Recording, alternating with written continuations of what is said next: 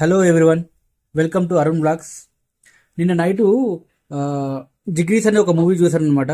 Recent టైమ్స్లో YouTube షార్ట్స్లో కానీ లేదంటే ఇన్స్టాలో కానీ ఆ మూవీ నుంచి కొన్ని క్లిప్స్ అనేవి చాలా హైలైట్ అవుతున్నాయి, పాపులర్ అయ్యాయి అన్నమాట. సో అవి క్లిప్స్ నచ్చి ఆ సినిమా ఏంటి అని చెప్పి కనుక్కుంటే ఆ సినిమా పేరు జిగ్రీస్ అని తెలిసింది. జనరల్గా జిగ్రీస్ అంటే తెలంగాణలో ఉన్న వాళ్ళందరికీ కూడా తెలుసు. జిగ్రీస్ అంటే క్లోజ్ ఫ్రెండ్స్ అని అర్థం. ఈడు జిగ్రీ గారా ఆడు జిగ్రీ గారా అని చెప్పి చెప్తూ ఉంటారు కదా. సో జిగ్రీస్ అంటే క్లోజ్ ఫ్రెండ్స్. ఇంకా మూవీ విషయానికి వస్తే సినిమా ఎలా ఉంది అంటే నాకైతే నచ్చింది. సినిమా బాగుంది. సినిమా ప్లాట్ ఏంటి అంటే మనం ఇప్పుడు ఈ నగరానికి ఏమైంది సినిమా చూసాం కదా, అందులో నలుగురు ఫ్రెండ్స్ ఉంటారు, గోవా వెళ్ళాలనుకుంటారు, వెళ్తారు. సో కొంచెం చూడడానికి అలాగే ఉంటుంది, కాకపోతే అది ఇది వేరే అన్నమాట. మనం ఈ మూవీ విషయానికి వస్తే నలుగురు ఫ్రెండ్స్ ఉంటారు, ఎప్పటి నుంచో కలవాలనుకుంటారు, కలవరు. కాకపోతే ఒక రీజన్ వల్ల కలుస్తారు. ఆ రీజన్ ఏంటి అనేది సినిమా చూసే మీరు తెలుసుకోవాలి, నేనైతే ఇక్కడ రివీల్ చేయను. సో ఒక రీజన్ వల్ల కలుస్తారు. కలిశాక అప్పటిదప్పుడు అంటే నైట్ తాగుతూ డిసైడ్ అవుతారు, లెట్స్ గో టు గోవా అని చెప్పి.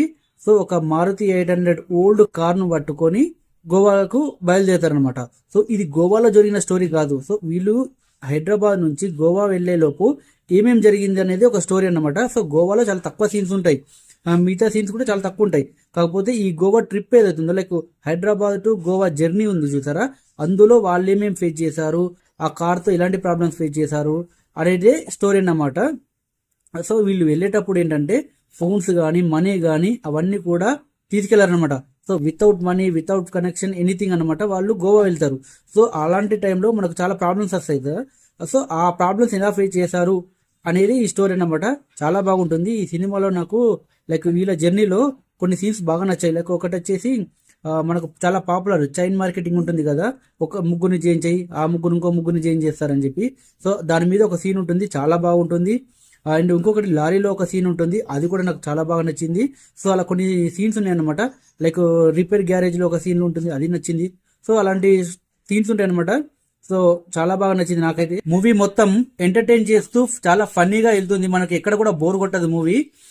కాకపోతే ప్రీ క్లైమాక్స్ లో ఒక ఎమోషనల్ సీన్ ఉంటుంది, అది సినిమాకు చాలా ఇంపార్టెంట్ అనమాట. అదైతే నేను రివీల్ చేయను, మీరు చూసే తెలుసుకోవాలి.